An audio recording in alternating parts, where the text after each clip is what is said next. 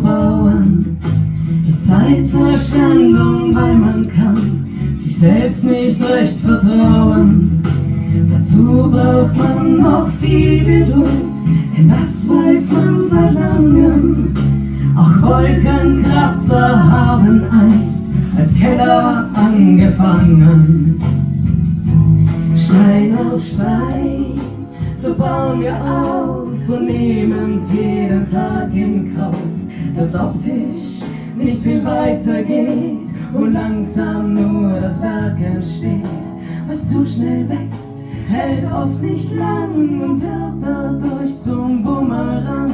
Was wir tun, soll für ewig sein, so bauen wir weiter, Stein um Stein. Was für den Bau an Regeln gilt, kann uns ein Sinnbild geben. Denn das, was dort zum Tragen kommt, gilt auch fürs ganze Leben. Die Disziplin und die Geduld, die fallen oft am schwersten. Und dann macht wer den zweiten Schritt doch deutlich vor dem ersten. Stein auf Stein, so bauen wir auf und nehmen's jeden Tag in Kauf, dass optisch nicht viel weiter geht und langsam nur das Werk entsteht. Was zu schnell wächst, hält oft nicht lang und wird dadurch zum Bumerang.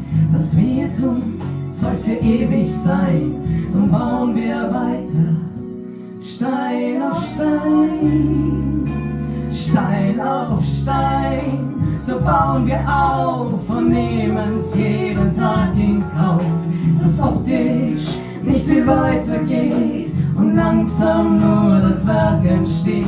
Was zu schnell wächst, hält oft nicht lang und wird dadurch zum Bumerang. Was wir tun, soll für ewig sein, drum bauen wir weiter, Stein auf Stein, Stein auf Stein, Stein auf Stein, Stein auf Stein.